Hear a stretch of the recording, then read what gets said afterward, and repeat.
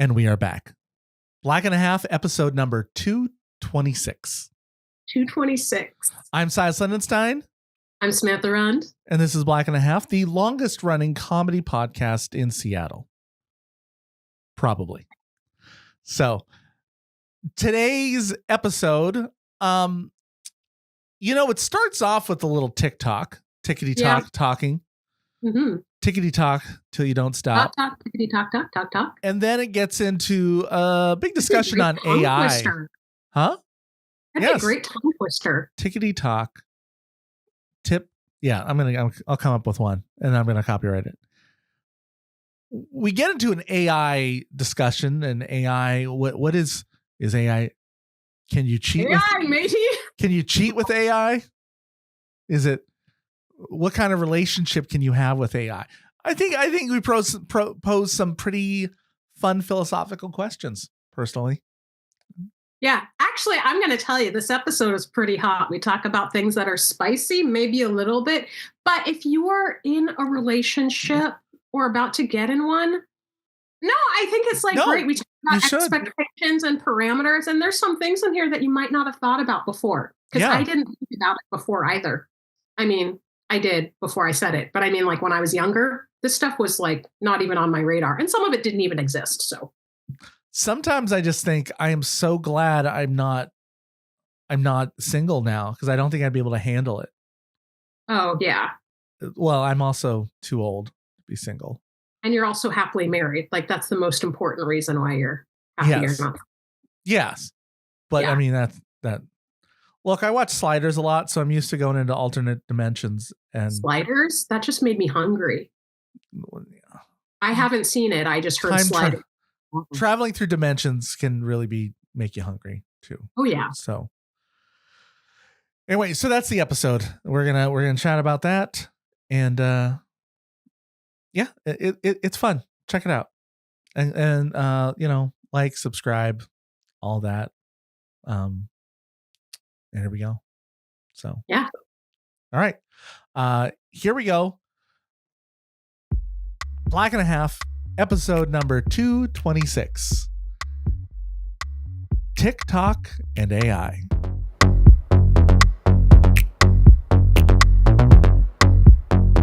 Welcome to the Blair again. Yes, thank you. I'm glad you could make it. Are you a user of the TikTok?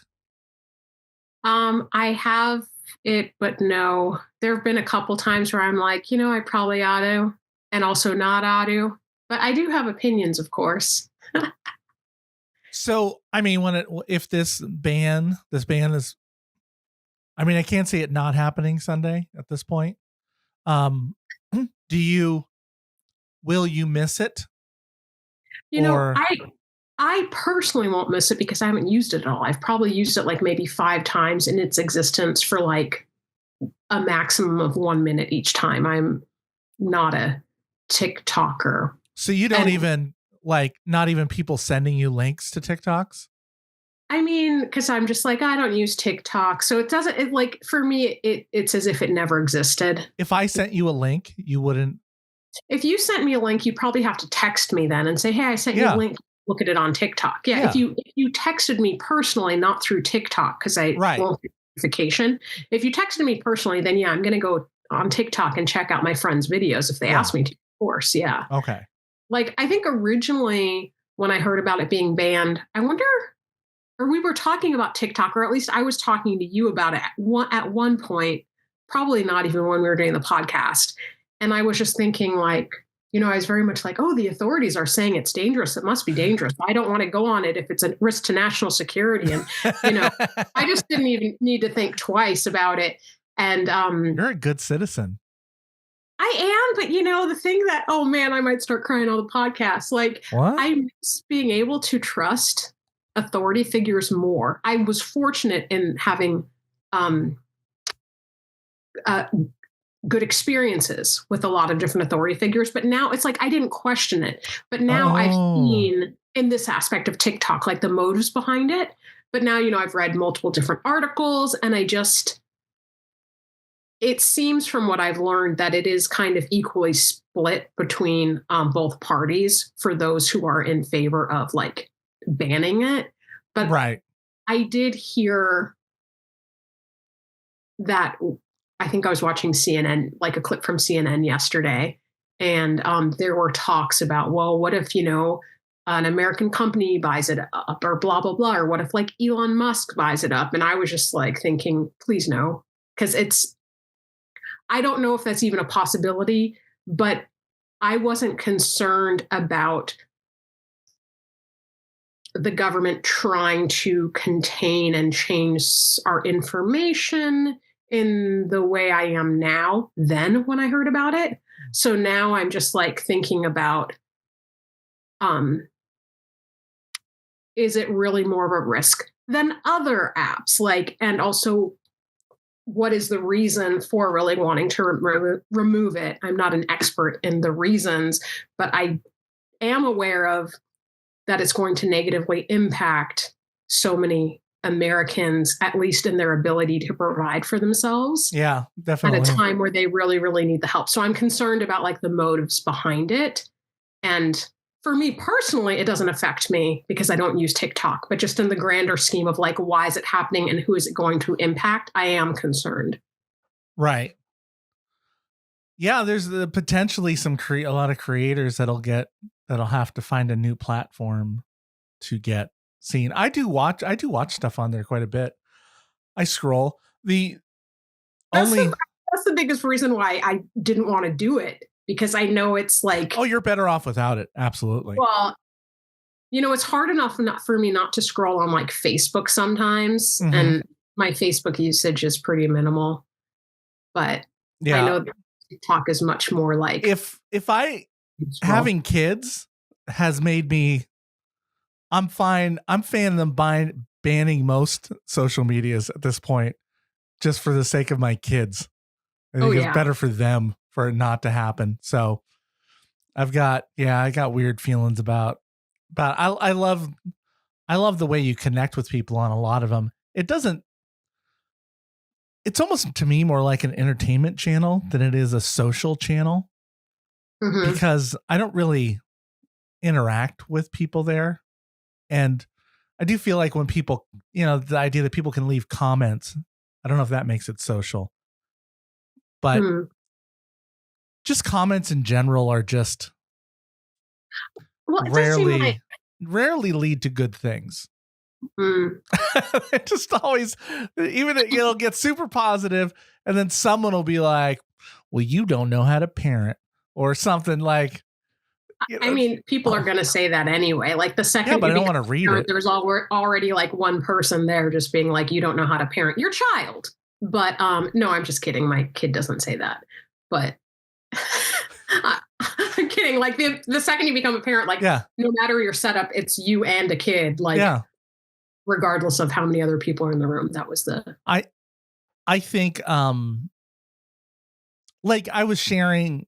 I was trying to get engagement, right? So I was like, I remember asking people on there, what do you do with your stuffed animals when they're overflowing and going nuts? Yeah. And some people are just so, well, we'll let them have some joy. Like just, and I'm like, okay, that's not what I wasn't looking for that kind of stuff. Okay. I asked for this. That's my fault. I mean, why did I ask anybody anything? Right. Yeah. Just you could have gone on there and just not said anything and just breathed. Oh, you're taking up too much oxygen. Why are the lung capacity? I'm concerned about your lung capacity. You might have sleep apnea. Well, do you know if you infuse this with this, that would enhance your ability for oxygen in your bloodstream? I mean, they're probably going to say everything, right? Yeah. So I almost want to give up completely, and I do. I mean, I don't. It didn't make it feel like I want to keep doing this. Whereas I don't know. I think I've cultivated enough people on Facebook, and maybe that's it. Because TikTok, anybody can be suddenly noticed. You are suddenly interacting with people. Potentially, people are seeing it who are not going to be your audience, but the algorithm thought they would be. And even if they are, you're going to find the criticisms. Where I think I have on Facebook, for no better word, a decent fan base that's Mhm. supportive, and that's nice.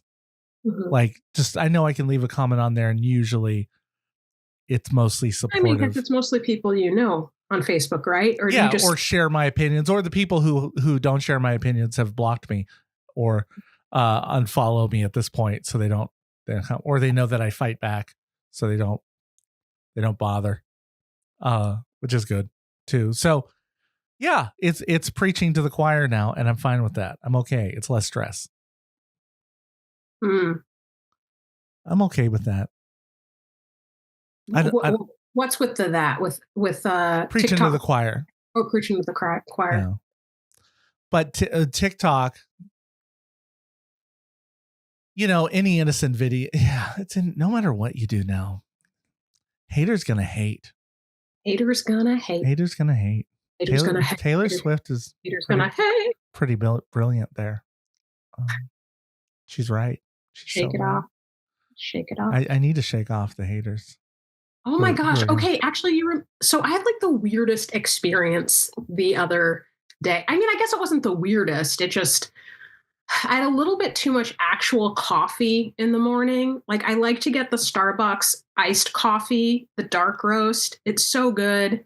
Okay. It's cheaper if you just get it from the store. If anybody's listening and wants like this tip, if you haven't tried it, just try it. What do you mean? Like buy it at Fred Meyer kind of place? Yeah. Oh, and okay. just get it in, wherever you get like the coffees and creamers and wherever in the refrigerated aisle. It's like this big, okay. for $7 or something.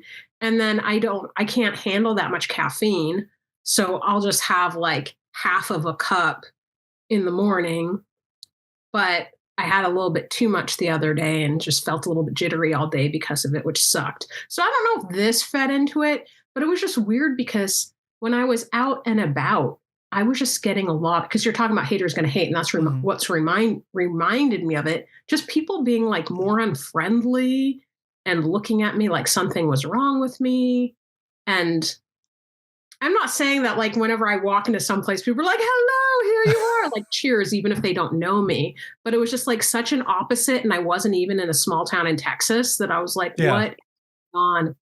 I felt super weird. And when I got back into the car, like check, do I look weird? Like what's going on? Did I like, you got like a booger hanging out or something gross like that? Like why? I don't get it. And it was really bothering me. Now I'm going on my soapbox about how I just wish that there was more like general like kindness to humans, like other humans, even if they're strangers, like smile, hello, nod, whatever, like, in the olden days. Yeah, I do feel like there's definitely a downturn of that. I had to remind myself, like the haters gotta hate. But for me, I was just like, oh, well, that's their problem. Like, I'm a nice person. I didn't do anything for them to just outright not like me for no reason. Yeah. I had no boogers.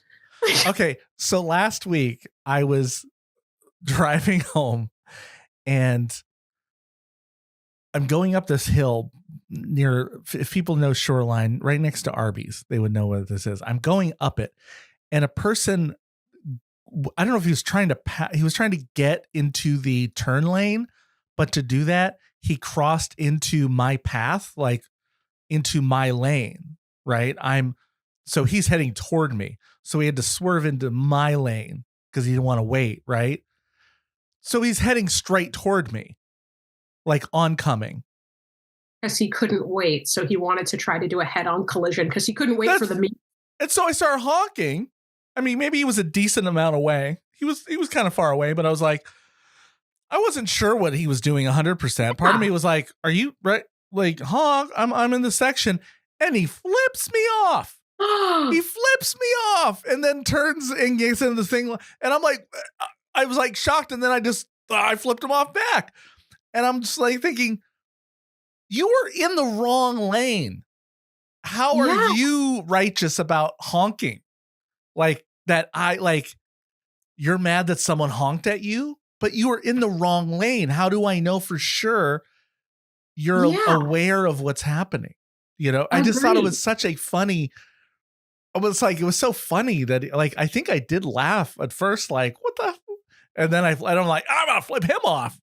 off limbo. And then that whole Seinfeld skit came to my head where he talks about like, why are you so mad? If someone gave me the toe, I'd be more mad, right? Like, it was just, but it's people They're so are flexible. How could they drive and then like have one leg up with their toe that fast? I feel like people are so quick to get angry now or find a reason to be unhappy with somebody, even when they did the wrong thing. Yeah. It's like I'm married to everybody.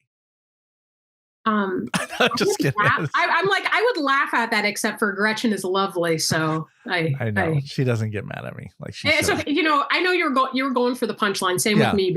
Kids saying you don't parent. I'm like, that's not at all the relationship I have with my toddler. That's ridiculous.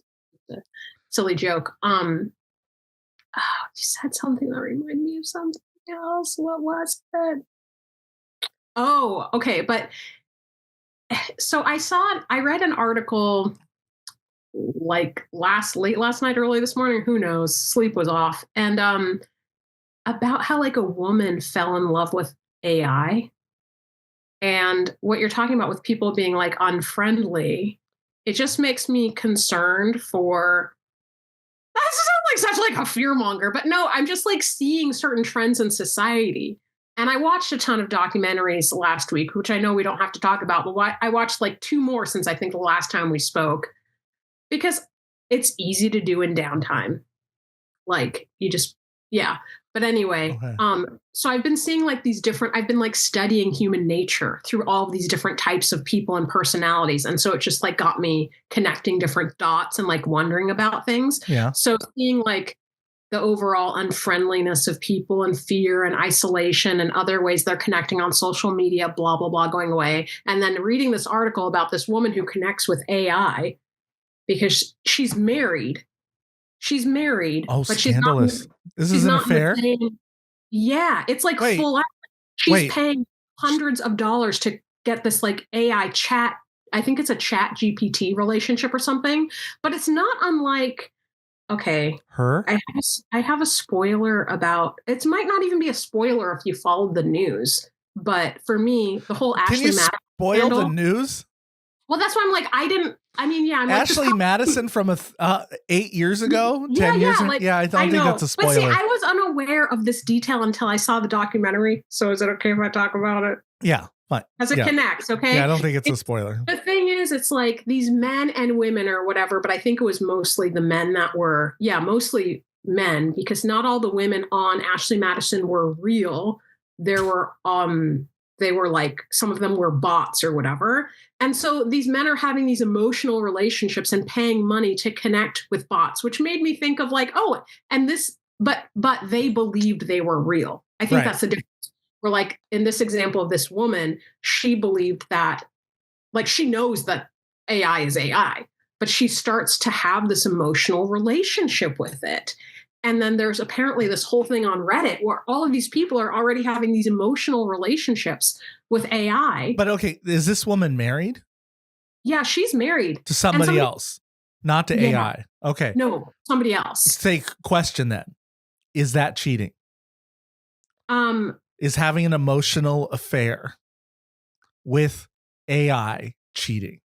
I think it depends on I think like any relationship, it depends on what is in the light that you've agreed on and what has been hidden. Because I don't think that people who are openly poly, I don't think they're cheating. But if somebody just has an affair and their husband or wife isn't aware of it, it's cheating.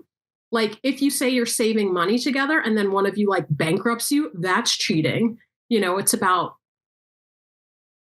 it's not like fraud. Sexually cheating, but I still think it's like you're being a cheat. What does it mean to be a cheat? Is it cheating if it's not a real entity and it's not? It's not like they think they're having an affair with a person.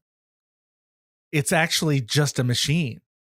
But then if you talk about like PORN, can I say that on this? Will it get like flagged? No. If you talk about that, like that is not a spicy movies, I think is what they say. Yeah, spicy movies. Okay, like that's not a real, like it's real someplace, but it's not like real. Although who knows, maybe they're going to use AI figures for that. Whatever.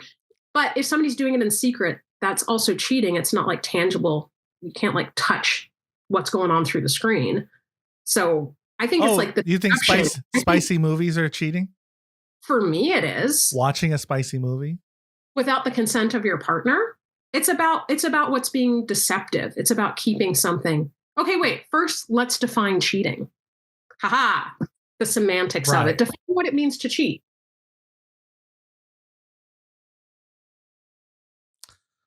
It's like obscenity, when you see it, I guess, is what okay, so I don't, but what about things then that have just never been discussed? That's so I'm going to actually look up the definition because that's why isn't watching a horror movie cheating? Cheating. Okay. Yeah. So cheating definition is an act to act dishonestly or unfairly in order to gain an advantage, especially in a game. Okay. To avoid something undesirable. Well, that doesn't sound like cheating. Oh, to cheat death. That's what they're talking about. Oh, yeah. This one, another one, if you think of it like just as in a relationship, it's breaking the trust of your partner by being emotionally or physically involved with someone else outside of the relationship without your partner's knowledge or consent. The legal, I'm not going to go into that one right there. So I think it just depends how you define it for me. Because I don't think it's, I do not think spicy movies are going outside of a relationship. They're fulfilling something that the person's not getting, and you can never expect your partner to provide everything. I think video games can be cheating if you are using that to avoid your spouse or your partner in any way. Well, yeah, but that's the same thing. For spicy movies can also, if it also includes avoidance and not having like intimacy, because for some people it does become an issue. But that's where it's like, I think it's up to everybody in their relationship to define it. Like, but nobody would think it was cheating if you were playing a video game incessantly. They'll say you're addicted, but they wouldn't call it cheating. I think it's the same thing with spicy movies. That's an addiction, but it's not cheating. Well, but I think it depends on whether or not it's done in the open or whether it's done in a hidden way. Because if you had an agreement that you weren't playing video games and then your partner comes home from whatever and they enter the room and you're like, oh no, it was the video games, and you like put it away. Like if it was a secret. Yeah. For me, it's about the dishonesty. Well, yeah. I guess that's being dishonest, but I don't know that I'd say they're.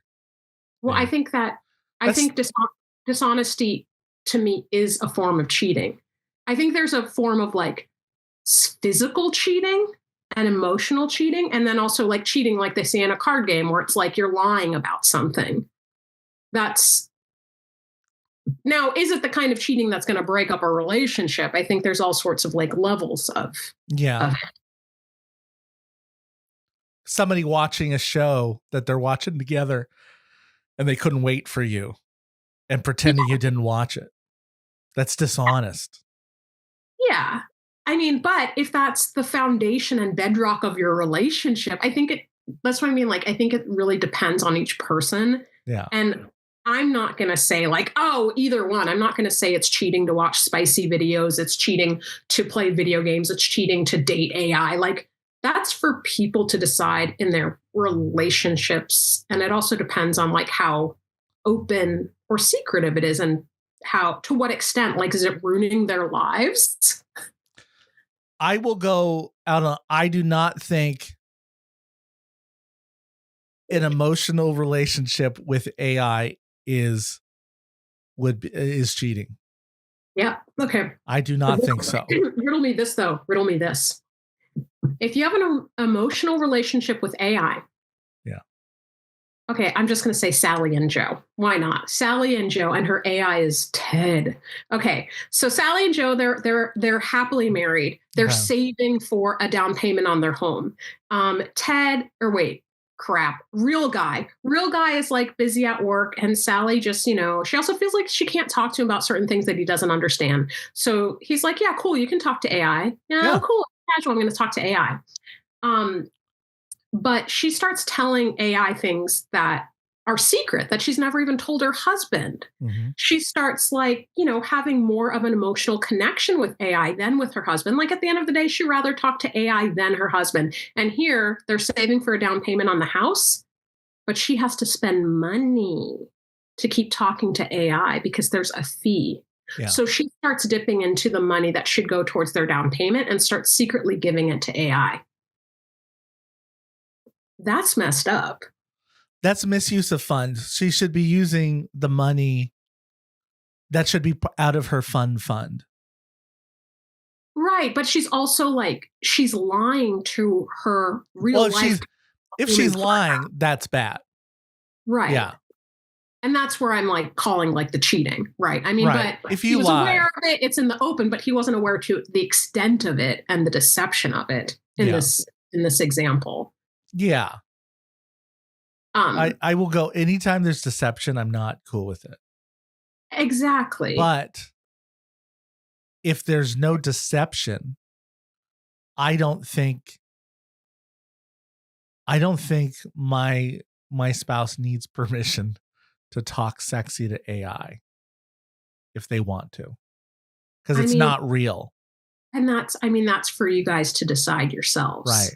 Though this came up because of we started talking about androids, the especially the Uber, or not the Uber ones, the Elon Musk's androids, right? Because I was like, oh, like an actual, like it looks like a person android, or because I haven't. Well, yeah, he's got them now that they're servants and stuff, like they can be servants. And so the flesh thing is next, right? And so I was like, is that cheating if it's a robot? And she's like, yes, it's cheating. And I'm like, I don't know if it's cheating. It is a robot, because then I am calling it depends. Any device that's powered that you use. If the other person's not there, cheating then. Yeah, you sure can. If that's what you and your partner agree on, then it's cheating. And if you guys are cool with it, then we don't have but then you could. We're just saying a universal. There is no universal. Every relationship, you have to define everything all the time with everything. Like, we can't just walk into a new relation. You walk into a new relationship and it's cheating. Regular cheating is cheating. Straight up, right? Well, I mean, yes, because that's also been spoken of, like you said, like that's like this AI thing is a totally new realm. Right. But you do, unless if you're both openly poly or something, right? Right. Like, if this is hey, we're going to be exclusive. Right. You've agreed on that. Rule. And then suddenly they start dating someone else and they're like, that's cheating. Everyone would agree that is cheating. Exactly. But even sometimes I'm like, the debate, if you got to go, well, is that cheating?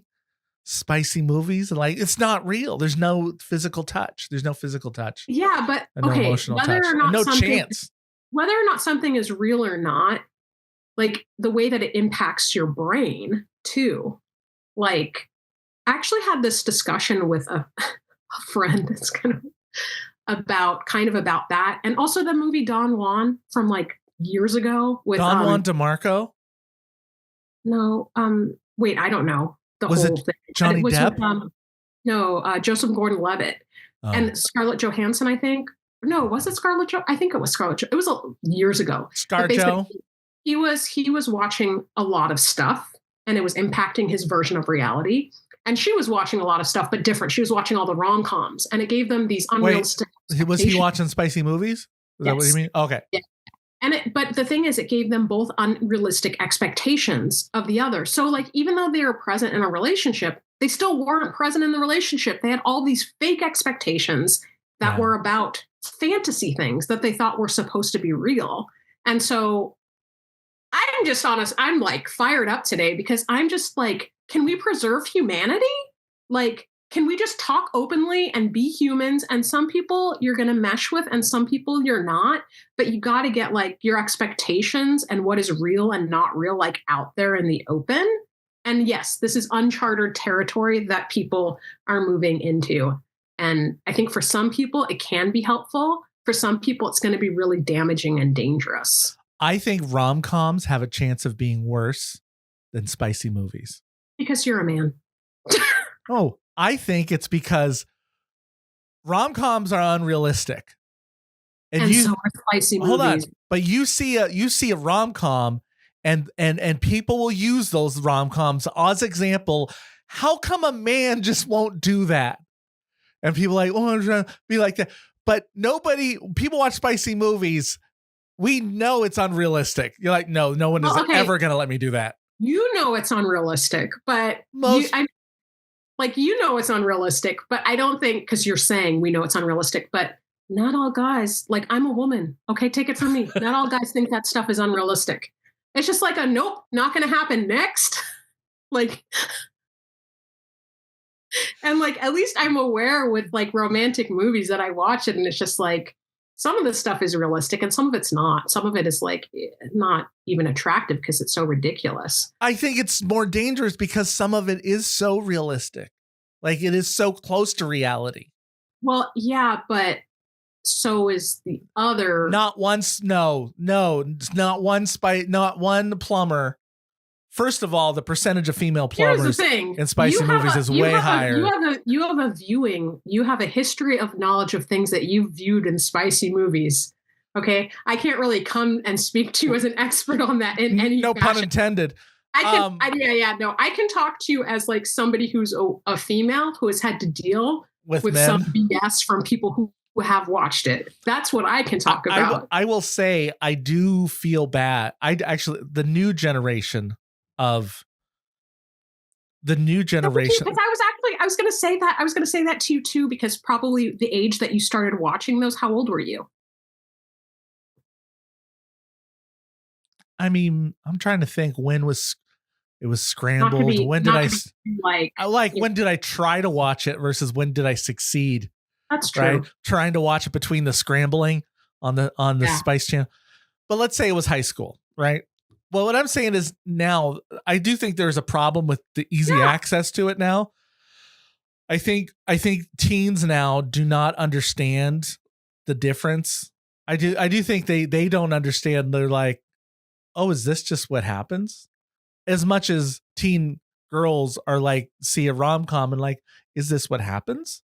Well, and the other thing too, is with rom-coms, how funny this is our topic for today. I think it's interesting that you can watch a rom-com and then you can actually see how your parents interact, or you can see how your best friends interact with their significant others or your grandparents. You know what I mean? You have other. Yes, I don't want to see how my parents. Of seeing like I don't want to compare my parents with the spicy movie. Exactly. Spicy movies. I sure hope you're not going around watching. But so you have a different sort of check-in for what reality is.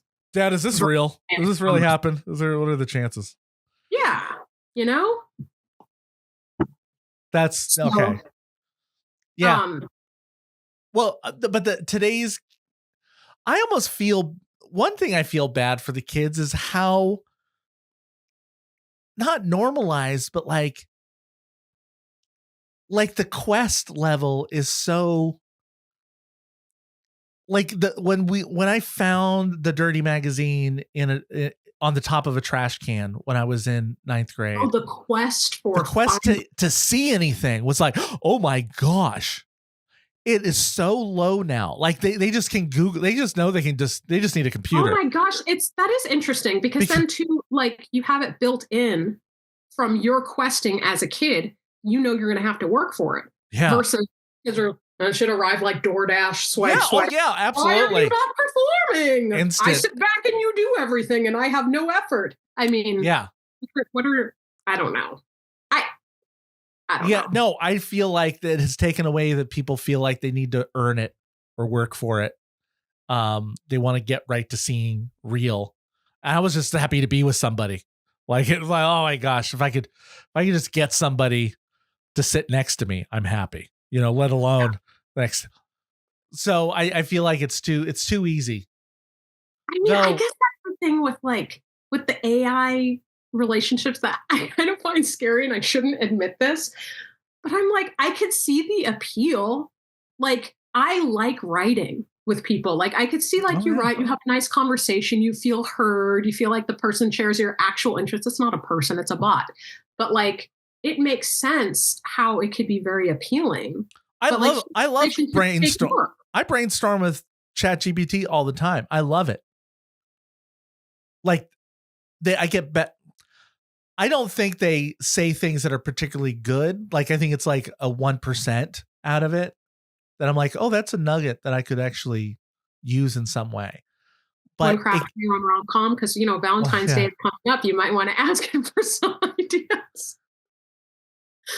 Like, but when I have a concept or something and I'm just trying to like, it's almost like having I always say it's like having an assistant, or because Gretchen's not around. So I'm like, oh, let me bounce this off of somebody. What do you think of this? And they go, oh, well, that's they're way too positive. First of all, sometimes they're way too, they're probably really good. They're a good coach because they're positive instead of, I might've been like, that's dumb. What are you thinking about? But they're very positive, and it has helped me guide me towards stuff so that I can do, or see it in front of me and I go, oh, well, that is a bad idea. Mm. That idea I had, how would this go? What if it sounded like this? And they put it out and I'm like, no, that's bad. So I love it as a brainstorming partner, especially when you have no friends. That's great. Right. Yeah. For all the friends that you don't have. Yeah. Mm-hmm. I'm so just being sarcastic. I'm lonely. You have so many friends. I don't, but yes, you do. They're mostly AI. It's like have you read? Oh, well, no, not even read. I don't know why I said that when I was not even going to reference a book. Okay. But my friend Simon Sinek, who oh yes, he's not my real friend, everybody. But my gosh, sometimes I am interrupting you so much, but sometimes I do just sit around and just like daydream about what it would be like to like meet some of my other favorite like podcasters. Well, so yeah, the problem is a round table with Simon. Simon, you listening? Hit us up, bro. Yeah, totally. Well, the problem is when you listen to them repeatedly, you do start feeling like you know them. I think in podcasting, and we're like, oh, we're friends, right? Oh no, they don't know I exist at all. Simon had an episode where they were talking about friendship and what it takes friendship and what you need for friendship. Like it wasn't him, it was an author or a writer on, I think, Mel Robbin. Mel Robbin, yeah. I saw that clip pop up, which I was like, oh, cool. Because there were a few things. Friends take proximity. Proximity. Proximity, time of life, like emotional. Yeah. And a third thing, but like that it's hard, how it's much easier to be friends in high school or in school because you are all have the same shared experience. Yeah. You have proximity of location, and the life experience is huge. And why it's hard to make friends as adults is because everybody is so in such different places. Energy. Well, energy is part of that. I think what's going on. I don't remember what that was, but yeah, like I know we talked, I think a little bit about like, yeah, it's not really built for friendship now once you're out of college. And she really like pinpointed. Yeah. Well, because I think you think I have way more friends in comedy than I do. I don't have friends in comedy really because I don't have a shared life with most of them. When I remember I went to I'm doing these open mics and I had a kid the whole time. Like I had a second grader. No one else had a second grader. When I would meet somebody who was a parent, I was so excited because I had like, oh, so most of the people don't have the same background as me. They weren't the same age as me. The only thing we had, it was proximity of hanging out at these open mics together and this shared interest in that. But otherwise I had very few friends. And then the few I did have were more like, probably because we had, we like comedy and we were nerdy. Oh, and we're of color. So it starts, you start finding a few different things that you're connecting with. But then still like, it's like everyone I talked about that I would say I didn't care how busy they were. They would tell me I'm so tired. And I would say, you don't know what tired is until you have a child. I remember you said that, I think it was either we were taping the podcast or right after it, you said that. And I was not understanding because I remember I used to at some point, like, especially when I was in LA, I was working like 3 different jobs, doing all of these auditions, like having such a long Yeah. commute.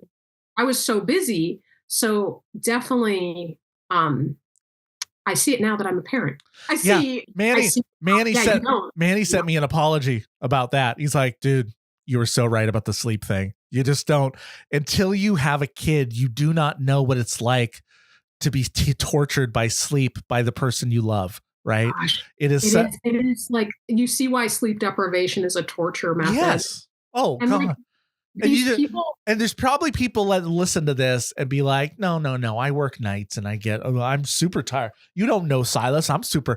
No, there is no, until you are a parent, you will not know the tired that I am talking about. Unless if I think perhaps there might be some parents that like they have live-in nannies or their stay-at-home partner does all of the like wake ups. That could be, yeah. Or maybe their baby just is one of those babies that sleeps all the time. And or maybe they're one of those people that only needs like 4 hours of sleep, because there are some people that exist on very little sleep. Not me. I don't understand that. No. Nope. So yeah, so I didn't have a lot of connection points with people. So that's why I've instilled most of the people I see. It's a casual friendship more. Like they're not gonna, I don't think they'll give me a ride to the airport. I don't think they're gonna come help me move. Like that kind of stuff. So they're not. Most people don't do the moving now that we're not in our 20s anymore. Right of passage. I mean, that's true. If you have a decent job. Yeah. I hear you on that. I mean, realistically, most people don't have, what is it, that number. Like you can't have that many close friends anyway. Just even when you do have lots of friends, there's only a certain number that will be in your innermost circle. Yeah. And she also talked about how you need to let friends kind of being okay with friends coming in and out when you're an adult, because it depending on what's going on in your life. I mean, I'm a lot closer with my neighbors who have a kid the same age. And so we see each other all the time. And yeah, we do hang out now sometimes. But if and we live right next to each other, right? But otherwise, we aren't the same age. When we got like 15 years between us, because I'm an old dad. And without the kids, I don't know that we would have enough overlapping markers to stay friends. Yeah. So I don't even know what's going to happen in like 4 years if my kids stop being friends, or something. Like, who knows when we'll see them. It's just, but it was nice to hear. I found that nice to hear from someone who studies friendships, and to maybe be like, oh, so it's okay. Maybe I shouldn't feel guilty all the time because I'm not, if I recognize that those markers aren't there that are needed. Why do you feel guilty about what? Not being as close, not knowing what's going on with folks, not part of what we talked about last week, the spatial thing of object permanence part, and to go like, well, I need to be better at staying in touch. Like I feel like I should be staying in touch with people as much as I was in college, right? But no, we don't have all the place to go or whatever. Like, it's not only that, but when you were in college, I'm imagining you didn't have a wife and 3 kids. Right. Right. But I had a girlfriend and an action figure collection. So. Right. Yeah. Those action figures are very demanding, though. That's why I don't have it. But I guess I never wanted like my kids to necessarily be an excuse on why I can't do something. I guess I just think, if you have, I don't know how many hours of your life this guilt is eating up, But I generally feel like for people, unless if it's something really serious, I don't know, but like that time you're spending feeling guilty, just like send a text message instead. You may already do this, but like I will start putting in my planner. I want to text 3 friends this week and make sure by the end of the week I've actually done it. Or In if your a friend, planner, you put that? I did. I put it in because that's like one of the things I want to do this year. I have like 2 New Year's things that I've been good about. A couple of them, I can't like, you can't do too much. So it's like just a couple of them. I'm like, I have to stick to these. But anyway, I did put in my planner this past week because I wanted to make sure that I contacted my friends more this week. And there was a saying that I learned in one of these real estate courses. It was, well, anyway, I'm still rebuilding my website. But anyway, like that one coach, she told me, or all of us, she said, like, if it's not scheduled, it's not going to happen. And I know it was real estate related, but for myself, I know I have a tendency of just like well, if I'm not like, when I do have a free moment, not when I'm like, just only doing everything toddler needs, but if I do have a free moment, I know I'm probably going to do like something off the checklist or this or that. I'm like, no, I need to infuse like more fun, more relaxation, and more time like on my friendships also. So I'm like, I have to put it in my planner because if I don't, I'm just going to go to I need to do X, Y, and Z work related. Anyway, but I'm not always great about it, but I try to do that, especially if somebody like, actually, I was pretty good about messaging you at first when I heard the sad news with your friends. But I should have put that in my scheduler because I wanted to be, and also I knew I'd be seeing you weekly now because of this. But I also try to, if I know a friend is going through something tough, I'll put a reminder in my phone. Like, yeah, but like then I felt like I should have been checking on you weekly for a long time. And before I knew it, like, time passes and you're like, oh crap, it's been like 3 weeks or 4 weeks. Like now I feel bad. And then another week passes. Right. Well, granted, I'm also talking pre-Prozac Silas mostly, like as I'm trying to learn new habits of how much time guilt eats away at me, like way less time now. I'm less anxious about it eating me away though. So I want to get systems like you have in place to relieve my guilt and to also find opportunities, like genuine opportunities, not like Christmas Eve where I expect people not to show up. And that's part of it, that I can't have everyone show up or I'm in trouble. I mean, I think part of it is also, I didn't realize this until hearing you now. I think part of it is also in reaction to a friend of mine from several years ago, who I wasn't always the best friend to them because when I got busy, time would pass and I would get so busy and I wouldn't check in with them as much and it hurt their feelings. Now, they weren't perfect, bless them, because they would sometimes get depressed and totally ghost me and ask me to check in on them. And I would check in on them, but it'd be no response. And it would be like, a few different blah, blah, blah. Like, nobody's perfect. But I remember, I think one thing they said at one point was that they felt like whenever I got busy, I dropped them, which wasn't my intention because I would think of them, but I didn't check on them. And that made me feel really sad. And I was like, I don't want to do that again. And so last year, definitely there were a few friends who had checked in on me more consistently, but I'm no longer able to go to that like scheduled meeting. It was like a mom's group, and I'm not to go to that mom's group like I was a year ago. And I really miss it. Oh my God, I miss it so much. And I didn't want to have it seem like, oh, I'm doing better now and now I don't care to check in on you. That's not at all the case. It's just we don't have that proximity, that meeting, like you were saying. Want to melt through things. And so actually it's reminding me, I did not text. There were like 2 people this week that I wanted to text that I have not texted yet. And the week is almost over and I don't want to be a crappy friend. Do you know how you could remember to do that? AI. If you just had an AI boyfriend, they could say, hey, have you texted? honestly, Have you texted your that's wife? a really good point. If I could do the free version, because I don't know, like I'm kind of well, we haven't talked about my personal life much on here, which we don't have to, but it's my who cares? For this is not private information. I'm single now. I don't feel like that has to be private information because y'all know I'm pretty private about stuff.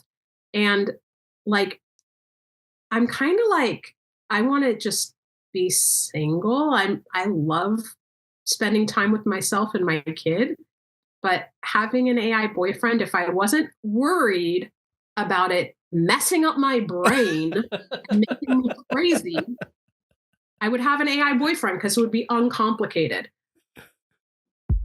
I mean, yeah, sure, that'd be great. You get your little boost of like, you look good, girl, today. I know you can't see me, but you right, honey.